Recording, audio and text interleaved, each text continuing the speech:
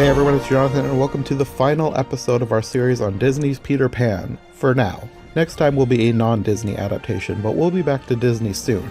Today, Stanford and I are joined by Mark Brown, and we're talking about the most recent adaptation of Peter Pan, which was brand new when we recorded this last year, the direct-to-streaming Disney Plus live-action remake, Peter Pan and Wendy.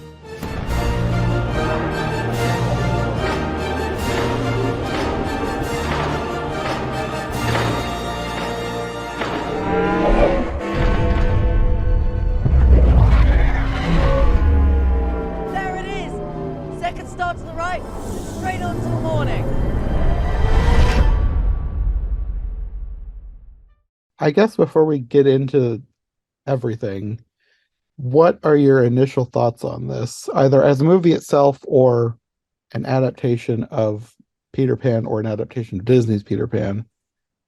Like, how do you feel generally about this movie? We can start with Stanford. Oh, I hated it. I'll just go ahead. And we'll get into some of the reasons.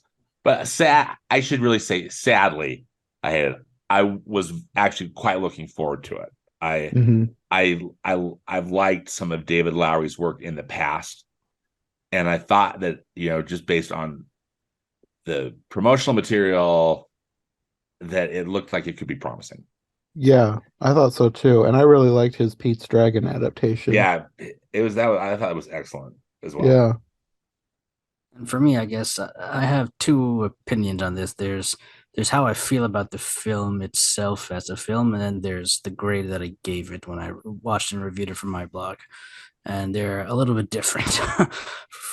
I use a template to rate movies on my blog, and by using that, this film got a pretty high rating.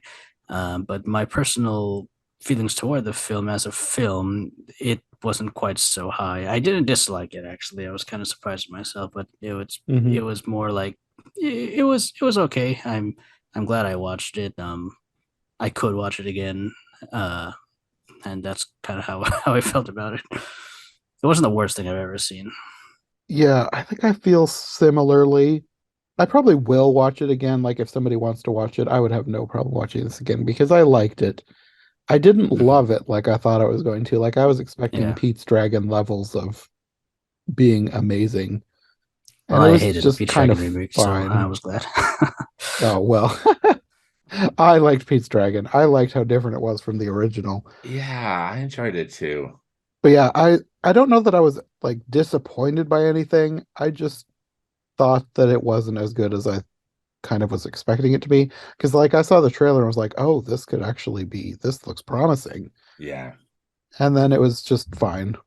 I guess the way I feel about it is like, besides some of the great visuals in the film, I think Disney made a good decision releasing this to Disney Plus rather than to cinemas. I think it's definitely a Disney Plus type of film. Besides, like I said, there are some visuals that I adore. Like we'll talk about it, but like there's a scene where like Peter Pan jumps off a horse from the cliff onto the pirate ship that's floating in the air because of the magic pixie dust. And like I took a screenshot of that. Like I love that visual so much. So I think stuff like that would have looked good on the big screen. But yeah, besides that, in terms of just overall plot and how stuff went, yeah, it's definitely a Disney Plus kind of film. Yeah, for a few scenes while I was watching, I was like, I wish I could watch this on the big screen. But then the rest of it, even though it looked good, it still felt like a TV movie. Yeah. And specifically, it felt like a movie from the 90s. Like it felt like interesting. Yeah. a kid's movie from the 90s. Like Tall Tale or something. Yeah, it just, the way the kids acted, the way the story went, it just felt like something I would have watched and loved as a kid. But as an adult, it was just fine.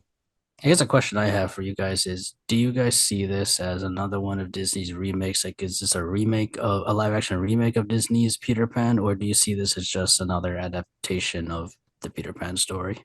Both. I see this both too. Same with you too. I'm kind of stuck in both. Yeah. There are scenes that are like directly out of the original movie, but they've put their own spin on how they get there, why they get there, and who is playing in that scene. But it's still directly from the Disney version.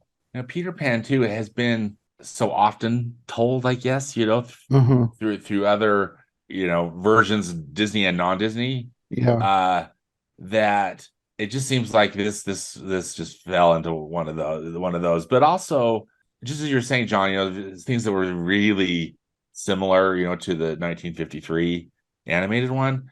Hmm. And then they used a little bit of the music, just like a little bit, a few notes from "You Yeah. Can Yeah. Fly," but that Yeah. was We're it. like, oh, I was excited. Like, oh, we're getting a song. Oh, wait, nope, we're not. Never mind. Yeah, Yeah, they just turned it psych. into score, which I did like, but I wish they would have done more of. Yeah, I do too. I kind of wish that they would have just embraced it rather than just Yeah. kind of give a little hint. Hmm. But yeah, that and I guess I don't necessarily fault it for not being a full-on musical and using all the same songs and whatnot. Hmm. But I just thought if they're going to use "You Can Fly," they should. I wish they would have just used it. Hmm. But anyway, I can't remember. Did they use the score from the Crocodile song in this? I don't. I don't It's think a good so. I question, can't Mark. remember. I If they don't think they did, it did. wasn't enough that it stood out. That's Yeah, still, I don't yeah. think. I don't think they did.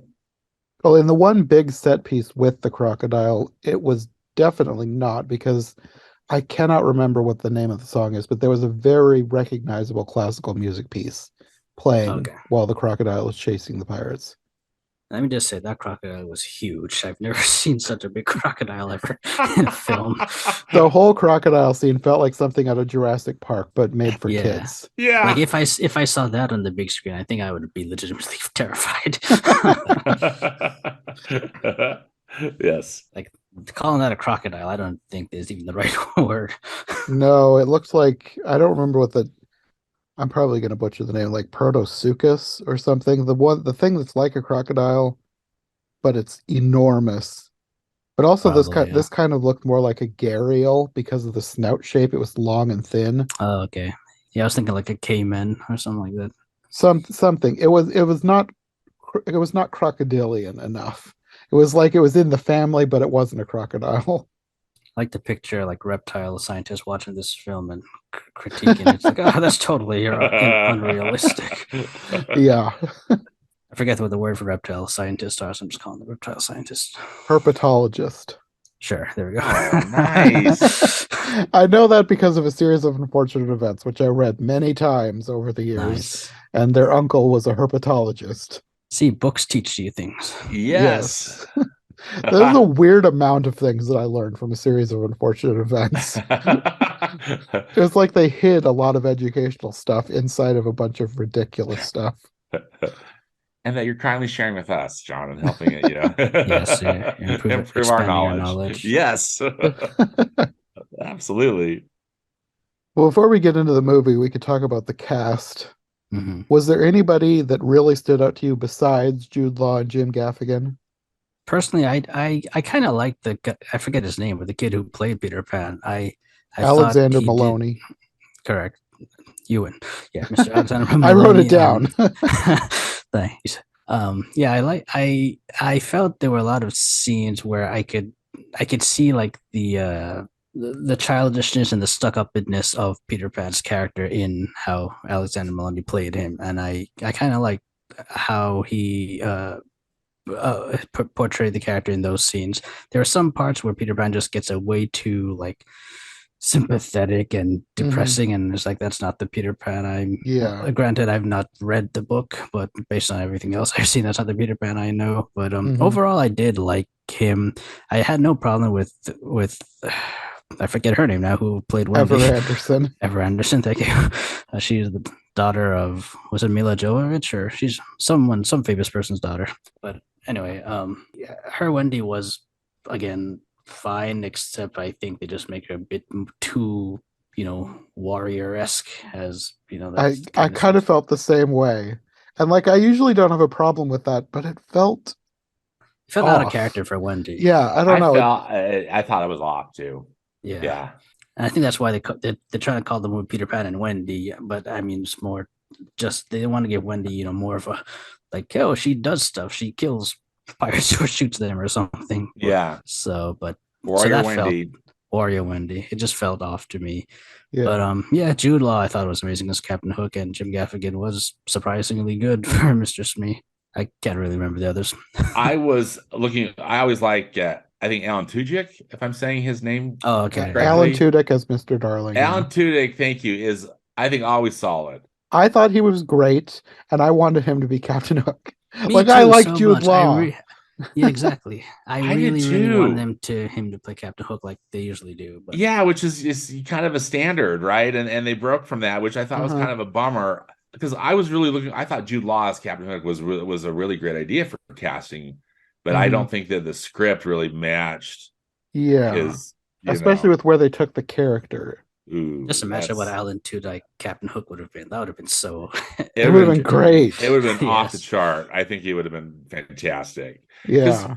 Jude Law was almost too refined or too much of a gentleman, for I thought for Captain Hook. But again, maybe I'm just projecting how much I love the 1953 Captain Hook in the animated one. I think I Because was just expecting him to be more unhinged, and he really wasn't. yeah, I was gonna say that's what I like so much about how unhinged. And Alan Tudyk could have, I think, really aced that, Yeah, he definitely could have. but I think too part of it was the script. I think Jude Law probably could have done a good job with it too, Hmm. but given what he was asked to do, I think part of the lack of unhingedness is, I guess we'll talk about it as we get to it, but it's how they wrote Captain Hook's backstory and Yeah. his relationship with Peter Pan. I think that's what plays into him not being as unhinged and over the top as we would want or expect. Hmm. Yeah. now I thought the actress who played Tinkerbell, I thought she was cute, but I kind of felt they didn't give Tinkerbell enough to do. I don't know. Maybe. What did you think? I'd love your opinions, guys. Yeah, because Like, I like Yara Shahidi because she was one of my favorite characters in the show Blackish. So yeah, I was looking forward to seeing her as Tinkerbell. I liked her and I liked the character, but it did not feel like Tinkerbell because Tinkerbell is halfway to evil. Like Tinkerbell is like a little snot. And this yeah. was like she was super nice, which I She was mean I just so liked, but cute, yeah. right? Yeah. Yeah, there was It no wasn't rivalry between her and Wendy, right? From what I no, remember. they were Yeah. friends. Like she helped her out, which I guess is fine. It just didn't feel like the Disney Tinkerbell. Yeah. What was your take on it, Mark? What do you? I actually forgot about Tinkerbell until you mentioned her. So I guess that probably that tells you how that much of says, impact she made. yeah, how much? That's Like fair. I think the character. I know Tinkerbell's not supposed to talk, but it seems I felt maybe it was a waste of the actress playing the character to not talk until like the very end. And then there's this whole issue with like, oh, she actually does say stuff, but Peter Pan doesn't really hear her, but Wendy hears her because she's a girl, I guess. At the end, and then we finally hear the words she says. So I don't know. That was kind of weird. I don't really remember what the explanation for her finally hearing her was. I don't know. I think she says something like, "Wendy, thank you for hearing me," or something like that. So I Yeah, think but they were as far as implying like that she actually why, paid attention. yeah, it felt like there was a lot of things. Like I just went through this. I recorded a couple of episodes with my cousin about two different Care Bears versions of things. And not that this is on the same level of not goodness as the Care Bears, Not but it felt goodness, like a lot of things happened just because. Like they just happened. Like that's where the story needed to go, so that's what's going to happen. It didn't have because to make the script sense. said so. Yeah, like that was like the entire Care Bears thing. Like nothing made sense in those. And a lot of stuff did make sense in this, but there were a few things, especially the Tinkerbell talking finally at the end, that was just like, well, we want her to talk, so she's going to talk. We're not going to make it make sense. It's just going to happen. Yeah. Which I guess is fine. It's a fantasy, so whatever. I don't know.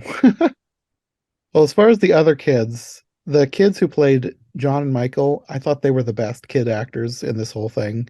I thought they were great. They felt like real little kids. The other kids, I was annoyed with the young one. He said Michael, whoever's the youngest one. He just annoyed me. Well, he felt real. Not that he needed to feel annoying or whatever, but he felt Yeah. like an actual little kid, Hmm. and maybe that's part of it. I don't know, but I don't think they have much that they've done in the past, so I have no other frame of reference other than this movie. Yeah.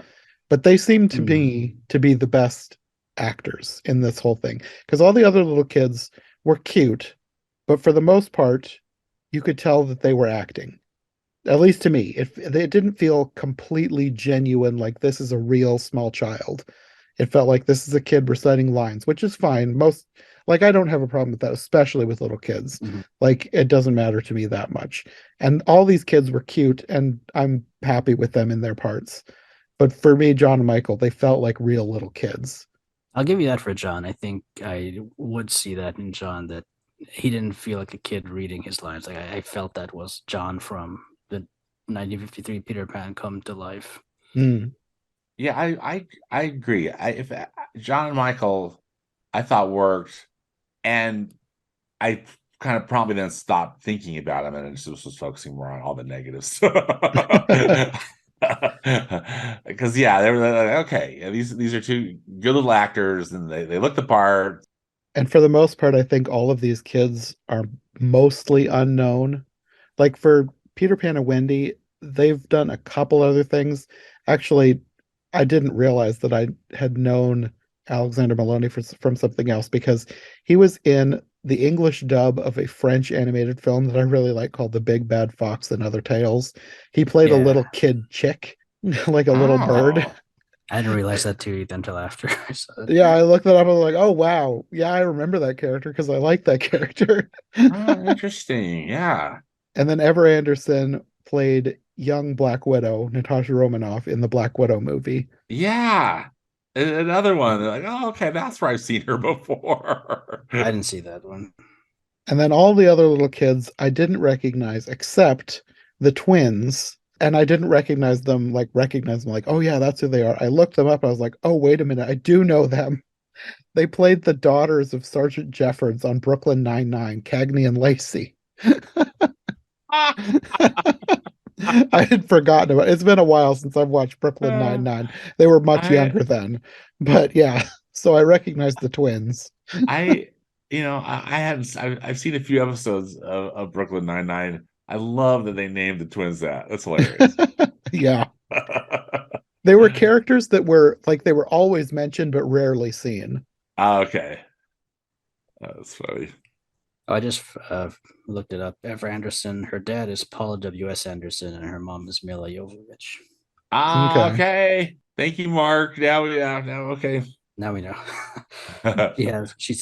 She has celebrity blood in both of her Well, sons. and you know what? She looks like her mom in a lot of Yeah, ways, yeah. doesn't she? Hmm. Yeah. As far as the pirates, I recognized a lot of faces, but I don't know who they were or which names they were. Like there was a lot of pirate people in the background. The only exception is the guy who played one of the main pirates. Um, I guess his name is Bill Jukes. I don't think he was ever referenced by name in the movie that I remember, but he played the bald man in A Series of Unfortunate Events, the series on Netflix. Oh, okay. So he's the main one that I recognized. Another series of unfortunate events reference. Yes. I think my favorite pirate though was the one that kept going after Michael, the one who wanted his bear. I don't know why I liked that guy. I thought he was funny. That was a pretty good running gag, wasn't it? Yeah. Yeah. Well, yeah, I'm looking at the list and I don't recognize any of these actors either. I mean, maybe if went through all of their filmographies, could Well, I oh wouldn't have yeah, recognized the name of the actor anyways. He's John yeah. DeSantis. John DeSantis, not Ron Oh, I thought you were DeSantis. talking about our governor. Oh, God. He was in the movie. Wow, I missed him. before maybe that's why he came after Disney, right? Yes, this is the movie you put me in. That's it. But yeah, I wouldn't have recognized him by name. I just recognized him as the character that he played. As the character, yeah. Well, I guess we can go into the movie itself. I thought it was interesting that it opened with a logo that looked like the logo in the original movie, like the Peter Pan, the font, and then having the feather on it. Yes. I don't remember that. Then again, I saw this like a month and a half ago. I do, and I thought, oh, cool. I kind of I thought, okay, someone's paid attention, and it was like an homage, and it was stylish, and I thought, okay, fingers crossed. Mhm. Poor Stanford, it just went downhill for you I after. know, and then from there, Great logo. Oh no, it's oh going dear, down. the movie. Yeah, this one they've changed up what's happening with Wendy. They're having her leave for boarding school the next day. And she is more involved in the play with her brothers. Like she ends up breaking a mirror because she's sword fighting with them. And then she blames her brothers. And then when they ask her about it, she's just like, well, we're pirates. So every pirate for himself, something like that. I think that's one thing I didn't like about her character change in here. Like I feel the Wendy from the original, at least the Disney version, is maybe more nurturing and more loving. I feel like she would have taken the blame for her brothers, whereas Yeah, the Wendy in this is not as they definitely make a point to say that, oh, she's not a motherly type. They really yeah, hammer in that she's a warrior type in this movie. Yeah, yeah. So And you see the parents here. And I liked the dad better in this one than in the animated one. I'm not a fan of the animated oh, I Mr. love Darling. him in that. I love Mr. Darling the animated one. He's one of my favorite characters I in love him Disney. too, but I I, guess, lo- I think Hans Connery playing him is helps it. yeah, Hans Connery, and I love how he's victimized, I guess self-victimized. That's I a like good those way to type of put it. characters. Self-victimized. But I hear what you're saying, John. I hear what you're saying, John. Yeah. They all go to bed, and then Tinkerbell arrives to get Wendy. They've changed this whole scene around. It's a lot shorter, actually. There Yeah. is the shadow does come into play, but like when Tinkerbell gets there, she immediately makes Wendy fly because she had, I guess Remember Peter that? Pan like heard her wish to never grow up or something. So that they've got this plan to take her to Neverland, where she will never have to grow up. Yeah, it's confusing because, like you said, in the original film, the reason they're coming is to look for Peter Pan's shadow. But here, the shadow is there, but it's like it's not even referenced or mentioned. It feels like it's just thrown in afterwards once they get Kind there, of, yeah, rather than, oh, that was the reason they were coming there in the first place. yeah. And sorry, before we get to that, I was gonna mention the lullaby that the mom sings to Wendy. What do you guys think of that? I thought that was a really good song if that was the original song. That was pretty too. Yeah. It was fine, but I don't really remember it very much. Well, there we go. I liked it a lot. Like I thought that was one of the pluses I gave to the movie. Like if that was an original song, and I think it was I really think it well was an done. original song. Yes. Mhm. Well, they do have the shadow scene, but they get it reattached very quickly and then they're off to Neverland. I liked that they addressed the Nana thing because I always wondered how long Nana had to float up in the I air on her chain. know. But in this one, they just have her swim back down to her doghouse. Oh, Exactly. okay. I missed that. I don't I remember that. love when Nana in the animated one, how she waves goodbye and she's out of there upside down and waves. Don't mind me. I'll figure out my own way down. Yeah, exactly. She's not barking and having a fit. Uh, It's just grateful for the experience. yeah, she's just like, well, just another day. It's a dog's life, they say. Yeah.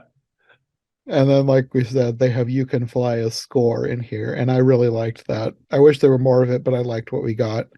And then I loved the scene where they fly through Big Ben like it's a portal to Neverland. I thought that looked so cool. You know what that reminded me of, Jonathan? It reminded me of the Christmas Carol one version, animated one that we saw, Scrooge. That's what that reminded me of. With Jim Carrey. No, they made an animated remake of the Albert Finney Scrooge. It came to Oh yeah, Netflix yeah, last yeah, year, and there's like a time traveling portal element to it, and that's what that reminded me yeah. of. That's what they did. I guess it didn't remind me of that because I loved it in this. I thought it Oh, looked so cool. loved it. I loved it in this one too, but it just reminded me of. I think it was the colors and how they animated it. Yeah. But this is one of those things. This was like the first thing where I was like, I wish I could have seen this on the big screen. And at this point Yeah. I wasn't like I hadn't gotten far enough into it that I was thinking of it as a TV movie. I thought I was Yeah, thinking of it correct. as a regular movie that had been downgraded to Disney Plus. So when I saw this, I was like, this would have been so much better on the big screen. And then I changed my opinion later, but I still would have liked to see this on the big screen, this specific scene. Yeah, I thought the flying scene they did a nice job, and there was the homage as we've already mentioned with the music, and they kind of made it their own thing. Yeah. And kind of what they did to Jonathan when we talked about Return to Neverland, Mm-hmm. how they made that way Oh into yeah, the Neverland. portal. It Yeah. was all that portal was almost like a kaleidoscope where they were going into the world of Tron or something. but Peter Pan and still it was Tron. different. Yeah. and that's okay. That's okay. Well, they get to Neverland and the pirates are shooting cannonballs at them. As And they do. because this Tinkerbell is nice, they don't have the scene where she goes and tries to get her killed. Yeah. Tries to Kill the murder Wendy Wendy. bird. One of her many attempts. Yes. She just ends up getting separated from everybody else. Like a cannonball hits the cliff they're hiding on, and somehow she wound up far away from everybody else, even though she was in the middle. I didn't think that made a whole lot of sense, but that was one of those things where it was like, Yeah. well, this needs to happen, so this is how it's going to happen. Moving on. Yeah, they all got separated very weirdly. Yeah. But this is where she meets Tiger Lily and the Lost Boys. And And at some of first them try to kill her. yeah. At first, I thought that they had changed it so that Tiger Lily was one of the Lost Boys, but then you later find out that she's not like officially part of their group. She has her own people, but she just hangs out with them all the time, I guess. She's not part of the gang. She is and she isn't. She is. Yeah. She's an honorary member. I don't wish to be a jerk, but I can't say that I loved this interpretation of Tiger Lily either. I mean, I thought it was cool that again she was, a leader and again kind of like warrior princess.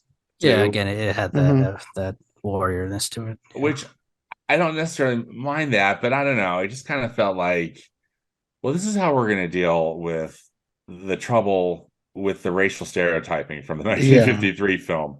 We're gonna elevate this character, and I don't know. I mean, I'm not sure what I would have done, but I'm not sure that would have been. Yeah, I felt the same. Cause I like aspects of her character. I do too, and she's beautiful. I mean, I loved her. I loved her costume. I loved how she was, incorporated, visually into the story. But It would be interesting to know like how someone who's actually Native American would feel about the character, because on the one hand she is a great character, but on the other hand it felt like they leaned too hard into good stereotypes.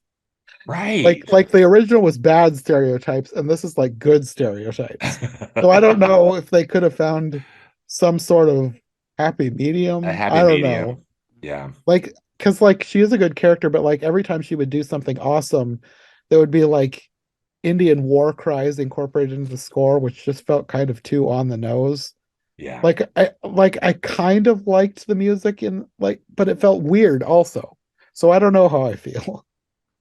yeah. I'm with you, John. I thought it was a great way to say it. I agree with you guys. I felt she, again, they made her more warrior e compared to Tiger Lily in the animated Disney film, and like some of it works, some of it feels just over the top, and she's just super warrior because the script says she is. Yeah. So, well, with this, after she's met everybody, she sees through a telescope that the pirates are capturing John and Michael. And this is the first thing where they take one scene from the movie and then change it up, do their own thing with it. Because in the original movie, Tiger Lily is the one who's captured and they have to save her. Yeah. But in this one, John and Michael are captured, taken to Skull Rock, and then Tiger Lily, Wendy, the Lost Boys, and Peter Pan all have to team up and rescue them. And this is where it really started. Girls as well in them. Yes, yeah, which I thought worked for the way they did it in this movie. But then I was reminded later on, I think the original thinking with the Lost Boys was that girls were like too smart to never want to grow up. Right. Kind of like a non-flattering portrayal of boys, right? Yeah. But I mean, It's fine. I don't care. It's similar to how I felt about the inclusion of girls in the Pleasure Island scene on the Disney Pinocchio. It's like kids are kids, and little girls are just as capable as of being bad as little boys. So I didn't care that they were also taken off to Pleasure Island as well. Yeah. So the girls I can guess with be, me, it was the name. Like I thought maybe they should have changed the name to Lost Boys or something else. I don't know, Lost Kids or something. Lost kid, lost children. yeah, I don't know. I didn't really care either way. Yeah, It didn't bother me at all. But yeah, anyways, this is where things really started feeling like a kids movie from the 90s. It just the whole feel of this where they're all, like the Goonies. Well, I guess that's the 80s. I mean, it could fit in with that too. Just the way the kids were talking to the pirates and the pirates talking to the kids, just the back and forth and then the fights, and it just felt like a kids movie from the 90s. And that's not a Yeah. bad thing. It just felt like something that I would have watched and loved as a kid. But now as Yeah. an adult, it's like, meh, this is fine. That's a really good point, John, because I thought too, just the way that whole sequence was staged, a great way to put it. It almost felt maybe a tad cheesy. Is that the right word? I don't I know. would say yes. Okay. Like it wasn't cheesy in a grating way. It was cheesy Right. in, yeah, this isn't perfect, but whatever. It's fine. Yeah. I was like, Like we're having fun with this. Yeah. I have a feeling that they were making this more with kids in mind than with adults, and that's fine. Like I don't think that everything must be made for all ages.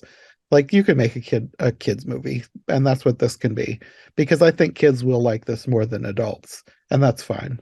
I think also part of it is the like the Peter Pan. I forget the word now, but like the Christmas pageants that they do in the UK that are like over the top and cheesy, and it's more like a Pantomimes. pantomimes. That's the word. And I feel a lot of that is probably influenced by Peter Pan pantomimes. Mm, Oh you yeah. could be right. Interesting. I Hmm. actually haven't ever seen one of those. Yeah, I never see one in person either. Yeah. I mean, even the original play, you could say is somewhat Peter pantomime is esque because, like, don't they, when Tinkerbell is quote unquote dying, don't they actually talk to the audience and say, Yeah, "Hey, start Yeah. clapping to bring her back to life"? So there yeah. is that Yeah. audience participation there. You know, one thing too that just really started to sink into me as the film continued once they arrived in Neverland was how unappealing Neverland was to me.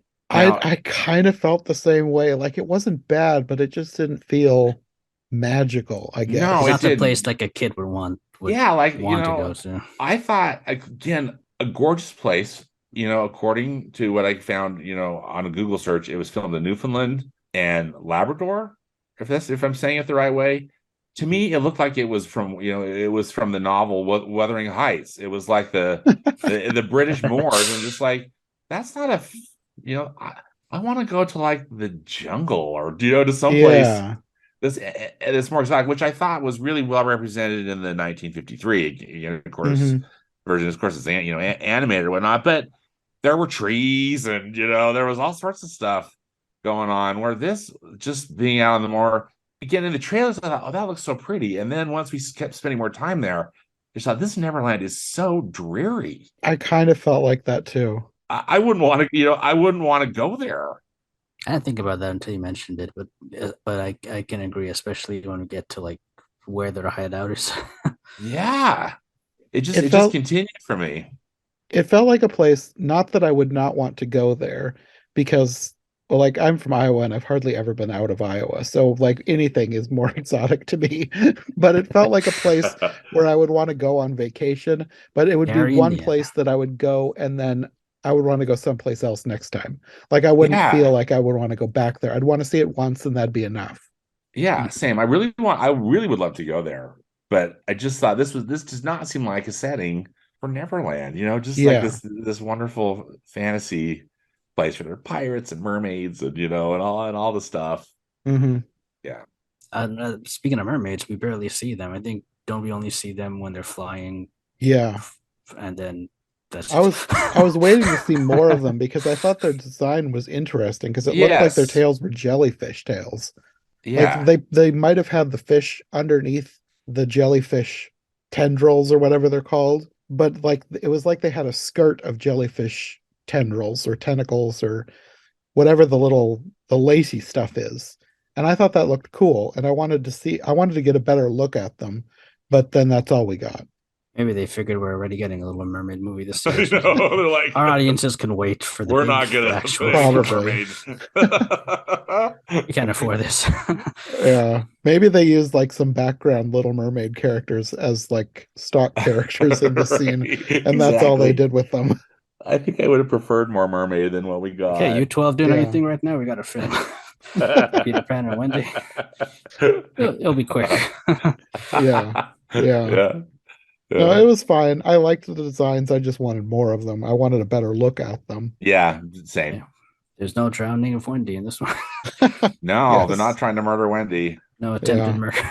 No, I forgot to mention the main attempted murder was Captain Hook shooting somebody through his door. And I thought he was dead. I was like, oh, they're going dark with this. But then he moved and he's fine. I was like, how did he survive that? Yeah, It's a same. strong door, man. I think that should have been the first indication that this was going to be more aimed at kids because Yeah. it's really like the only maybe death is the crocodile scene, which we're getting to in Skull Rock, because I think the crocodile eats one of the pirates, but it's off screen because like all the kids react like they've just seen something horrible, but you Yeah. don't know what it is because they don't show it. So it's like the whole crocodile scene, it felt like Jurassic Park, but no blood, and the music was fun. Like they had that, like I don't know what the music is called. There's like a really, like when you watch it, you should recognize the classical score that they use because it's something that I've heard a lot in other things. I just don't remember what it's called. Yeah, I don't remember either, but they used like a very well known like a theme, right? From Yeah. classical piece. Yeah. Yeah, and I liked that scene. Like it felt like this was really where it got into like this is more for kids because it was fun, but I did not get any sense of danger from any of this. It did not feel scary. It felt just fun. Yeah. But yeah, they eventually are able to escape the crocodile and they go back to their hideout, which is some kind of a ruin. It's like, I don't know, an old castle or something. It reminded me a lot of Yeah. like King Louis's place. Same Jungle here, Book. Mark. Oh, Yes. maybe. That kind of vibe going on. But yeah, just this kind of decrepit. Yeah, maybe a little more European than Yeah. we got in the Jungle Book. But the same level of ruin, right? Just Yeah. different, Yes. Just different overgrown. architectural style. Yeah. Yeah. Then Tucker Lily's like, I can't go in. These aren't my people, or something like that. I forget what she says, but She like for some she reason she doesn't go in. she says she's leaving because this is their home, it's not her home, and she Yeah, okay. says that maybe it's not your home either. Like tell this to she's talking to Wendy. She's Mm. like, this isn't my home, and maybe it's not yours either. So then you get inside, and the Lost Boys are talking about Captain Hook and Peter, and you get the sense that they're connected somehow, but they're not going into it yet. And Wendy's like inquiring, like, well, what happened in the past? And then Peter gets mad and flies out.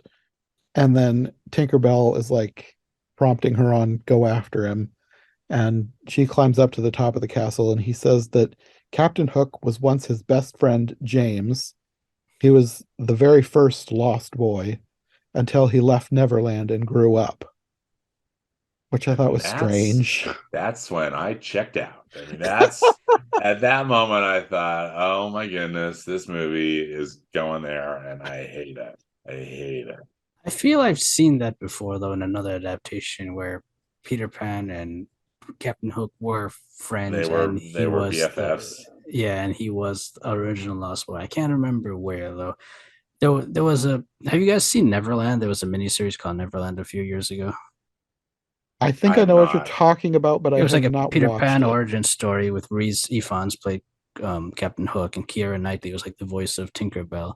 And I think if I remember vaguely, they did something like that in that with Peter Pan and Captain Hook, but don't quote me on that. But it was like Hmm. another Peter Pan origins kind of story. Okay. For my personal taste, and I'm really anxious to hear what you both think about this particular plot point. I get frustrated when a backstory is created for a villain in a lot of ways because typically it's more sympathetic, and maybe that is a good thing to do, to show that this is a redeemable character that had came from this circumstance and bad things happened and these choices were made, right? But this just frustrated me because it's just like, it's Captain Hook. At this point, it's kind of become a joke. It's like a Yeah. trope of the Disney live action versions to Yes. try and redeem the bad guy, which I can understand wanting to do, and I think it would be fine if they do it once in a while. But at this point, it's like they always do it, As to the point where always. I was surprised that they didn't with The Little Mermaid. Like they let Ursula be evil, which I was I kind of surprised about. John, I felt the same way. I thought I just was certain that Ursula was going to get more of a backstory, and she's like, "Oh, poor Ursula," Yeah, well, I You mean, she should did get sorry more of a for her backstory, but it was because she's never like, evil. yeah, it was never like she had this tragic past and that's why we should feel sorry for her. It was more like, no, she had this past and she chose to become evil because of it, and Yeah, she's still evil. We need to defeat her. yeah, exactly. So that really frustrated. So the combination of and they're in. I thought that the Lost Boys lair was so gloomy Yeah, too. That not that they needed to put it in a tree trunk, but that was yeah, like I'd want to go there, like the one from the 1953. yeah, Versus like I'd want to hang out there. That's so cool. yeah. Uh, Again, this their hideout felt like a place that I would think is cool to visit once, and then it would be like, well, I saw that, don't need to see it again.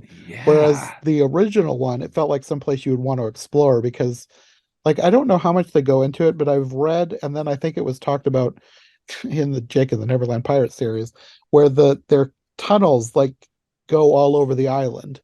Like yes, it's really something you can explore. and fun. Whereas this is just this empty tower. Yeah, fun for kids. I mean, what Yeah. just for childhood, imagination and exploration, and just cool. And then it makes me wonder, like I feel with the that big ruin just there on the island, I feel Captain Hook would have found Peter Pan in his lair much It's so earlier. obvious. It's So not Yeah. obvious. it's not really hidden. Yeah, It just Yeah. takes a little bit of exploring, and I'm sure he would have found it yeah. earlier than Great, he did. Yeah. great point. Yeah, And I agree with you about the villain backstory being a sympathetic thing, and I think it's Disney is probably at the forefront of that trope because, like you said, with especially with the live action Disney remakes, Maleficent in particular, it's like they're oh, Hmm. Maleficent. just to give them some redeemable backstory to make us feel sorry for them, and you're right, John. Like it's become like a joke, and even animated films are following that path. So that's why, like when I saw Puss in Boots 2, I was really really happy with little Jack Horner, and like they hammer it Yes. into you. Yeah, he's just evil. Like he has this Jiminy Cricket, Jimmy Stewart kind of conscience bunny bug who's trying to find some redeemable quality in him, and he's like he can't find anything. I'm like, yes, I'm glad we have a evil character he's just a bad guy. It's just Uh-huh. evil. Yeah. Like I have no problem with finding like one of until this became a huge trope thing, one of my favorite things in movies was a redeemable bad guy, like a bad guy having a villain redemption arc. But now it Yeah. seems like it happens all the time and I'm kind of over it. I think that's what it is. It's the ubiquitousness or ubiquity, whatever the word Yes. is, of it that it makes it seem like nobody can be bad. Like if a character is bad, there's obviously a sympathetic reason for it, and you Uh-huh. have to be sympathetic rather than, like you said, Jonathan. Sometimes there's stuff going on in your past, and because of that, you've made the choice to become bad, and Hmm. now we got to defeat them. So Yeah. I think that's also part of it. I think in another movie, I think I wouldn't mind as much having a more sympathetic Captain Hook. I think it was just the fact that this is the Disney version where it Yes. just felt off having him try to be more sympathetic. And Yeah. I don't know that they ever fully made him more sympathetic. They kind of it felt like they wanted it to be both. I don't know. It didn't feel fully fleshed out to me. Yeah. I didn't like anything about it. Like I don't know, when they make that live action Hunchback, I'm just wondering what the redeemable backstory for Frollo is going to be. Oh, Like right. they give him an origin in like the musical play that they've made, like, and that makes sense to with the character, but I just worry what the film is going to do with his character. I think that it's probably not even going to end up being made. I think it's going to Well, be another here's hoping. Chernobog situation where they say that they're going to make a Chernobog movie and then they just decide to not. because Imagine Chernobog was making just Chernobog redeemable. like he's just misunderstood, guys. He's just misunderstood. It's not the actual devil, no. He's not, yeah. He just wants to have a party. And all these darn people with their lights keep messing up his party and his darkness. Oh, I tell you. So yeah, that's one for literally for the rest of the movie. I was just ticked, and I kept watching it, but I was just like, I hate this thing. Like I said, it didn't affect me that much because, like I said, I do remember some Peter Pan adaptation where they Yeah, did some this version. before, Yeah, so I was like, it wasn't new to me. It was like, oh, okay, they're doing this, but again, I can't for the life of me remember where it is or if I just made this up in my head. Mhm. And I don't think it bothered me that much because I don't have much connection to the original. Like I haven't seen it that many times. So I'm not like super stuck on the fact that Captain Hook needs to be unhinged. I just thought it would be more fun if he was. So this yeah, didn't like bother me or anything. It was just like, oh, they're doing this again. yeah, But like I said, it felt like they were trying to do both because they also have him show up at this point. They go downstairs, the pirates have come in, they've captured everybody, and then Captain Hook ends up slashing Peter across the chest. Like there's actually blood too, which I was surprised about. yeah. I was surprised by that too. It's kind of blends into his shirt, but it seems at this point that he has killed Peter because it's like he falls to his death. Like even if the slashing and the blood didn't kill him, this fall would have because he falls like I don't know how many stories tall this tower thing is, but he falls all the way to the bottom and hits the ground. Yeah, there's no reason for him not to be dead after that. Yeah, maybe he's supposed to be. I don't know because I don't really know what's going on with Tiger Lily because once he hits the ground and everybody's gone, his shadow is still alive. So his shadow gets up, detaches itself, and flies off to get Tiger Lily. And then Tiger Lily comes back and like I don't know if she uses magic or what, but she nurses him back to health. So I don't This was know. the part that I was mentioning earlier. It's like after the shadow comes to get Tiger Lily's help, like she goes back by herself. I'll be like, why didn't you bring the whole tribe with you? I Oh, know. that's true. I didn't even For think this. of that. I wondered the same thing too. It's like there's a whole. We see like 50 people there, and she just goes, "Nope, I'm just gonna go by myself. I'll be right back." It's like Yeah. this is a Again, dangerous situation. First of all, don't you want your whole tribe to come with you in Tiger case Lily stuff Warrior gets? Princess. Yeah, she could handle she could handle a marauding pirate crew by herself, I guess. I suppose. Yeah, I don't know. I didn't even think of that, but it would make more sense if she'd gone back and Yeah. gotten her crew or her Well, I thought tribe. it would have been more interesting if she had done that too. And that also, I think, again, part of just the redeeming way,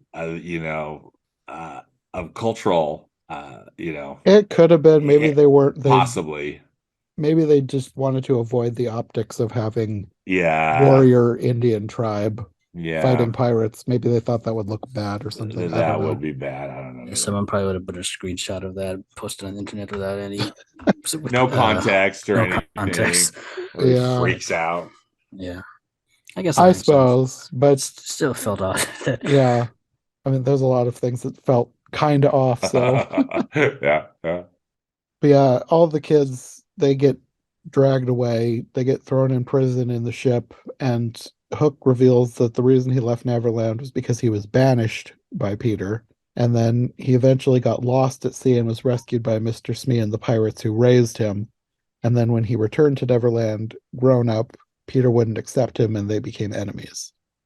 Well, I guess that's my question. When it sounds like he never did he leave Neverland? Because I know he went to look for his mother and he couldn't find her, but it sounds like he just got lost on the way out of Neverland, and then the Mr. Smee and the other pirates found him in Neverland in one of the many waterways, and that's where they raised him up. So that's why I was confused. Like, how does if they're still in Neverland and they raised Captain Hook, why does he age and Peter Pan doesn't? But if what you're I saying is don't know. correct, that maybe maybe the pirates were out of Neverland, and that's how he aged, and then somehow I don't know. You got the pirate ship to get back into Neverland in the second place, so This, that this just is confused me. this is why I felt like there were just some things that they were like, this needs to happen, so this is going to happen, and then The we'll move script on. says so. Yeah. Like it's fine. It's a fantasy. I don't care that much, but it would have been nice to have a little bit more explanation. Yeah. But at this point, Hook decides he's going to kill everybody, but Wendy promises that if he takes only her, the rest of the kids can be good pirates for him when they grow up.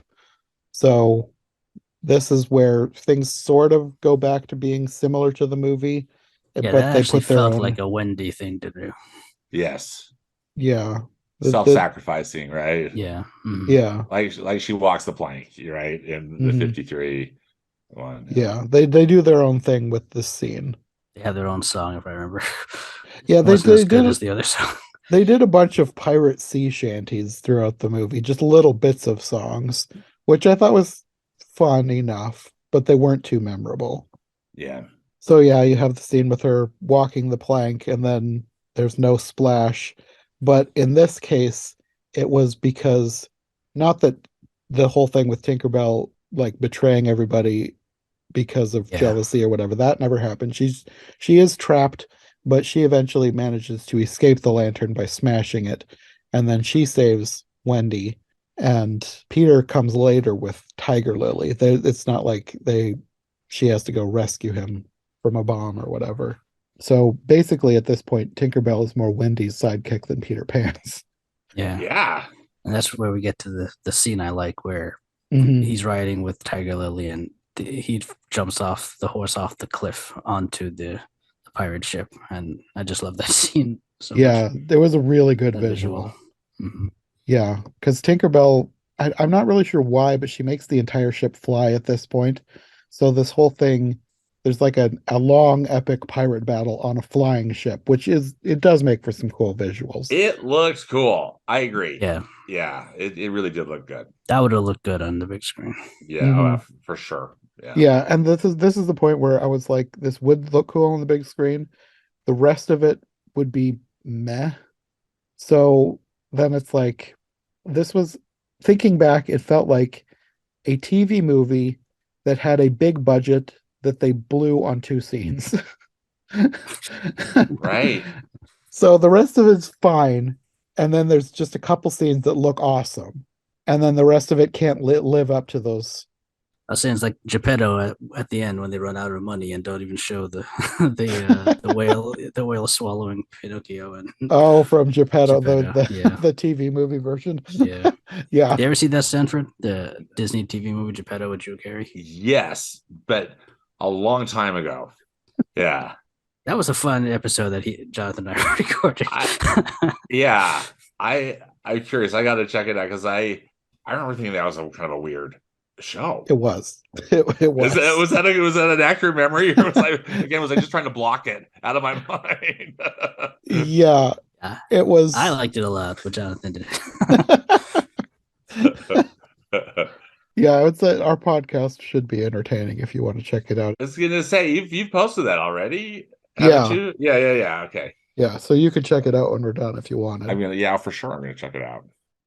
But yeah, you have the long, epic pirate battle, including a scene where Wendy like turns the whole ship upside down, which makes everything even cooler, I guess. And you have Peter arriving to confront Hook, and then this is probably the worst scene, or maybe the most cheesy slash cringy scene where he like apologizes for being a bad friend.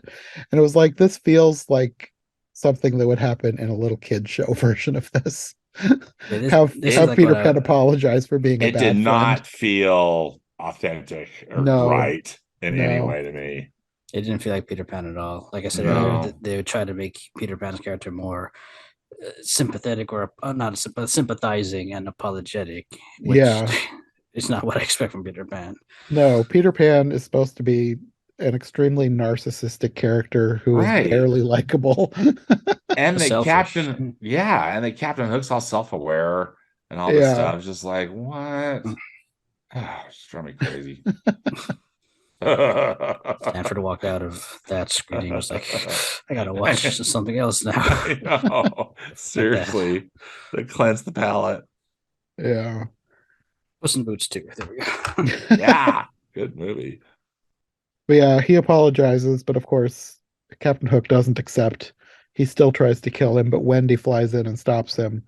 And then he ends up falling, and Peter's trying to save him. And like they try and give him like pixie dust so he can fly, but he doesn't have any happy thoughts. So he falls into the sea. That's That where kind of made me laugh. you think he'll be dead at least, but I was just shaking my head. Emery's choice. I was just like, oh. I should have just been laughing, John. I was just ticked.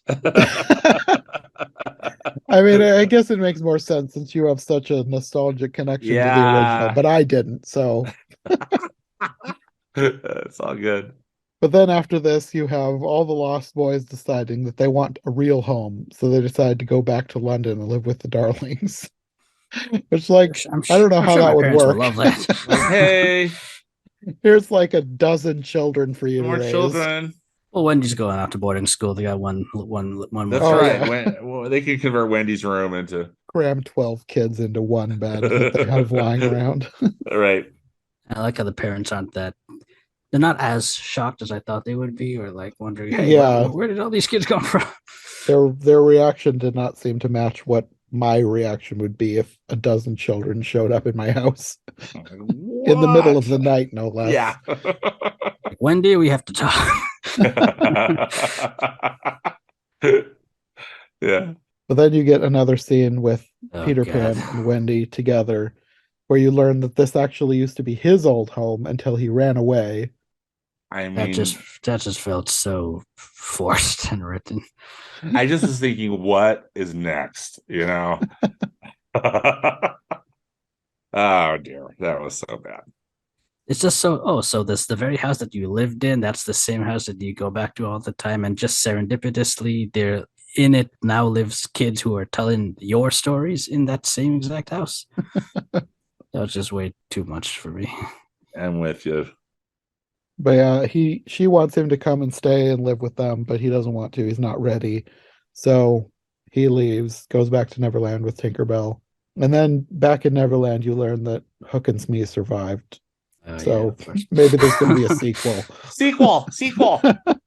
And Hook smiles, so maybe he did forgive his friend after all. Yeah, I don't know what to make of that. I've got one more gripe, and I promise I'll stop. No, don't promise. Keep going. Thank you, friends. But I think Jim Gaffigan is a very funny comedian, and I like him a lot. And again, I just didn't feel like the script really played to his talents. That is true. Smee was not as funny as I expected. Smee's not funny. He wasn't funny, and he wasn't written to be funny. It seems. Yeah, when I heard that Jim Gaffigan was going to be Smee, I expected him to be the Smee of the cartoon. Me too. And I mean, I was surprised and impressed by how well he was able to take on a more dramatic role. Yeah. But also, it's Jim Gaffigan, so why not make him be ridiculous? Well, exactly. And I thought his British accent was fine. But I thought it was a lost opportunity to really to have him shine. Yeah. But again, maybe that just again wasn't the intent, and everybody was on board. But I thought it was a waste. Another bad choice. Yeah, maybe. I don't know. Like I said, I think it was fine, but it wasn't what I expected. And I mean, yeah, good point. I can say that about the entire movie. So it was fine. It wasn't what I expected, but it was fine. Take that however you want. Well, does anybody have any final thoughts about this movie other than it was fine? My biggest issue with the movie, besides everything that I've mentioned already, is I feel plot-wise, there's only one plot. The kids go to Neverland. As soon as they go to Neverland, John and Michael are captured, so they go to rescue them, and then they go to the ruins, and then the pirates capture them, and then they're on the pirate ship, and then Peter Pan goes to rescue them. It just seems like one long one plot line, and I felt Yeah. like like the Yeah, animated yeah, version, there's at least like subplots, and there's like it's not one thing leading to another, leading to another, leading to another, flowing like that. There's like there's it seems like a film with like different stuff going on. Here it just felt there was literally one thing going on, and one thing led exactly to the next thing, which led exactly to the next thing. And because of that, like, I don't know, the film experience was kind of lessened for me because of that. But I guess in Yeah. terms of how I feel about the movie as a movie, I can't say I did not enjoy myself watching this. I did, Hmm. like I said, I liked a lot of the visuals. I didn't have a problem with a lot of the cast. Uh, I wasn't hating myself every minute of watching this film, and just based on that is why I have more of a positive reaction to this film. Again, as a film, as a live action remake, again, I'm against the live action remakes. So I'm just waiting for them to stop. And as another adaptation of Peter Pan, like I said, I just had so many issues with what they did with the characters, how they portray the characters, and the whole condensing of the plot into just one single plot. Uh, that's where, yeah, that's kind of my my thoughts in a nutshell there. If I had to watch the movie again, I don't think I would be. I'd hate myself for watching it, but it's not like there's a billion other good live action Disney movies I could watch instead. Hmm. yeah. Yeah, I feel probably similarly. I mean, I liked the movie well enough that I would have no problem watching it again. It wasn't amazing. It wasn't as good as I thought it was going to be because I was expecting it to be one of the top tier. Well, I mean, it's better than a lot of the live action Disney remakes, so I suppose maybe it is, but I was expecting it to be better than it was. And the fact that it's just fine is fine. Like I said, I feel like this is more of a kids movie, and I think kids will like this, and that's fine. Like it can be for the kids. It doesn't need to be for everybody. It would have been nice if it was more for everybody, but it's not a bad thing that it will only appeal to kids. And I think it will because like when I was watching it, I felt like I would have loved this in the 90s, but now it's fine. Stanford hated I it. was gonna say I hated it. That's Which okay. I guess is not surprising since you loved the original so Yeah, much. that's a good. Yeah, good It point. would have had to have been an absolutely amazing film for you to be able to forgive Yeah. Oh, all the yeah. I think changes. so. I think so too. Yeah. I'm just waiting for them to get out of this. They have to run out of movies eventually to do live action Oh, remake stuff. But I mean, I it was tell still you. coming. We got Lilo and Stitch coming. We got Bambi coming. We got Lion King Well, 2, which is not based on Lion King 2. we have Moana. Moana Yeah, coming like within 2 years or something like that. Yeah. a couple of years from So now, they're going to announce Ralph Breaks the Internet, the live The action live version. exactly. with the rescuers right behind.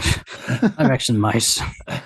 I actually wouldn't be opposed to that because apparently there's a lot more books than the one that they took, and the book Yeah. was Yes. even its own thing. So I would not be opposed to a different version of the Rescuers. Oh, the But Aristocats, they're in that one too. So Yeah, oh, they're doing Aristocats the Aristocats with Questlove. with Questlove, Questlove. yes. Like what? Okay. Well, and did I you see Bambi too? I saw they finally got a director attached. Was I thought Bambi was going to be one of the ones that they announced and then it never saw the light of day, but apparently it's still Yeah, it's in probably development. happening. So, I feel like it's the fact with the Aristocats, I was like when they announced it, I was like, I rolled my eyes like, ugh. But now the But then fact that Questlove is involved, it's like, what on earth? It's like this must be something that he really likes because he must have loved that movie growing up or something. like I only know him as like a musical sidekick on late night.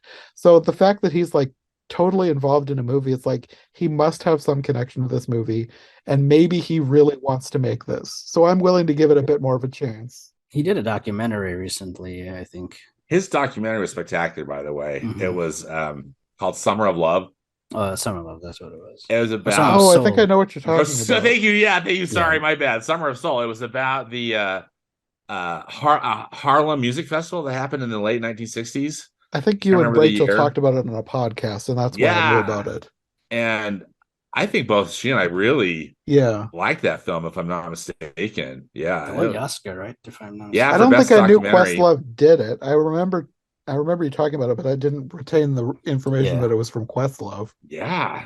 Yeah, he did that. So I guess he broke that ice. So like, okay, now I can tackle the Aristocats. Yeah. I have experience under my belt.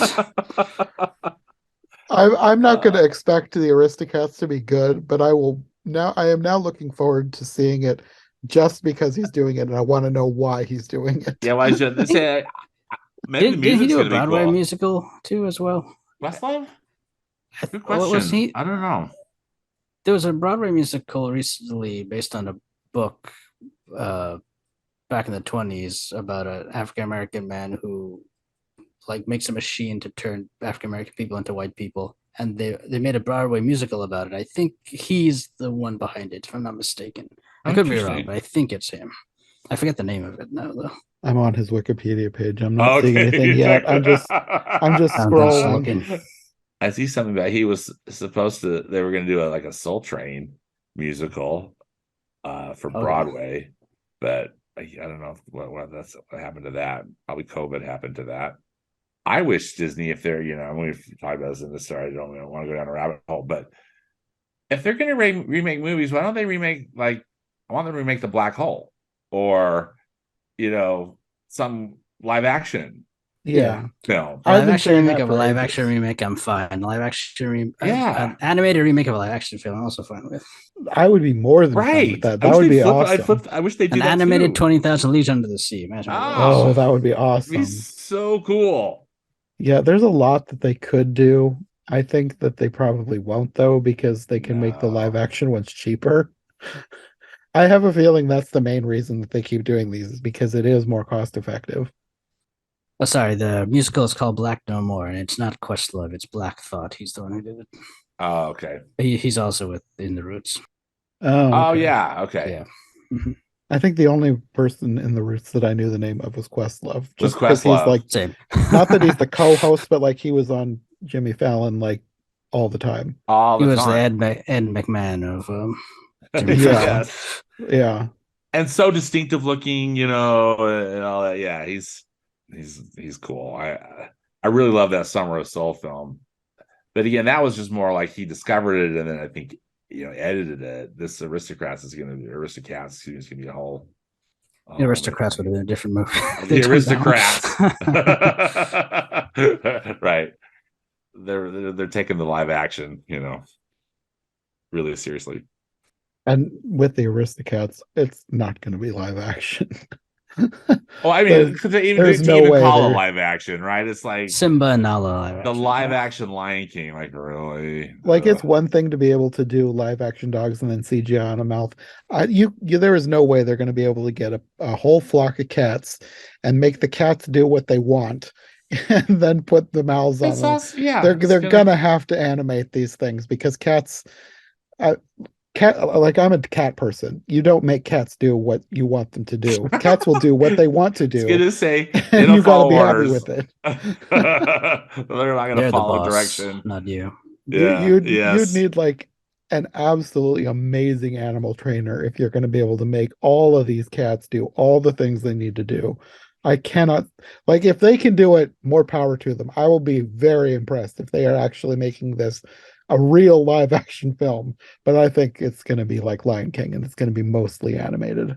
Now that you mentioned it, I can't think of a movie now that live action movie that had a bunch of cats in it. Well, I recently rewatched That Darn Cat from Okay, the yeah, 60s. And Yeah, I thought I read they like use like 9 different cats, but yeah, I yeah. think they just must have had cameras everywhere. And we're just Mhm. like, That yeah, worked, but yeah, to have like nine and they cats were at the able to same time, edit. yeah. They were able to edit, what the kind of the performance that they needed from yeah. whatever they were able to capture. Because just think, how in the world would you even do that with cats? I don't think you could. Or like the Incredible Journey or something. I don't know how they pulled some of that stuff, but I don't think that's what's going to be happening with the Aristocats. As we've said, I think it's going to be made in a computer. I will be They'll give amazed and Edgar impressed if they do. I give Edgar. Edgar a better, different backstory, a sympathetic one. Well, and I wonder if it's even going to be set in Paris, you know, if it's going to be kind of modern day. And Make it are they like going New to have York. American hillbilly dogs? Oh, dear. Wait a minute, I'm the leader. I say when it's the end. It's the end. Yeah. No, if they do the Aristocats, they should do like the original script, like the one that was they were working on when Walt Disney was still alive. That I think there was a butler and a maid working together. Like they should Oh, go I didn't know that. back and do like the original script instead of trying to readapt to the animated film. I think it would work a lot better. And in a way, kind of give it a purpose Yeah, rather than just a money grab, you know? yeah. Like that's the best way to do a remake is make it its own thing.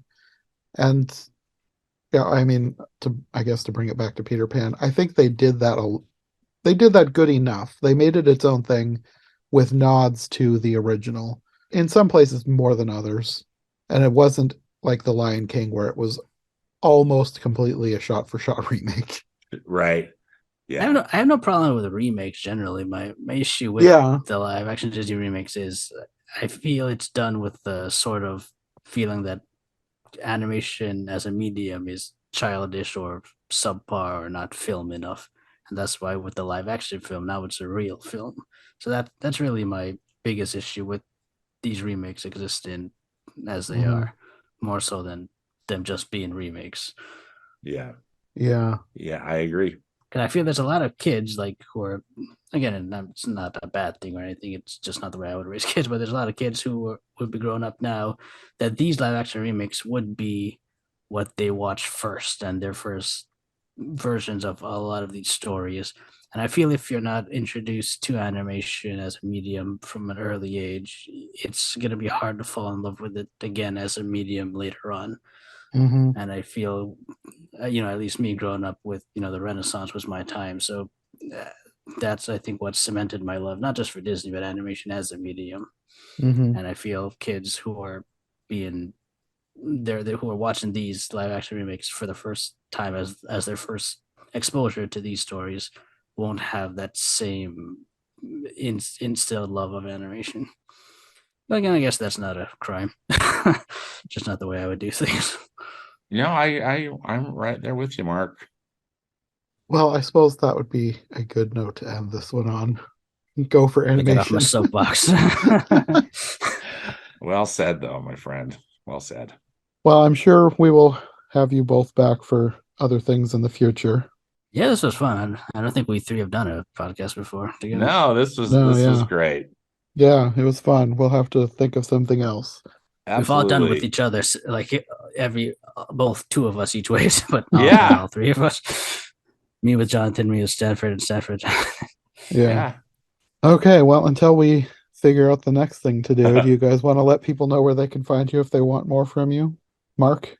Yeah, I have two blogs. You can check them out. One is the Animation Commendation at theanimationcommendation.com, where I do reviews of animated movies, top 13 lists, and I have my own game show, Who Wants to Be a Millionaire Animation Edition. Currently, season 9 is going on, and both of these guys here are involved in season 9 this season. Jonathan as a contestant and Stanford as my expert. So, take a look at that and let me know what you think, and I hope you enjoy it. And I have a second blog, My Live Action Disney Project, at myliveactiondisneyproject.com, where I intend to watch and review every theatrically released and now Disney Plus released live action Disney film ever made. And I also have my review of Peter Pan and Wendy on there, so you can check that out. And Stanford?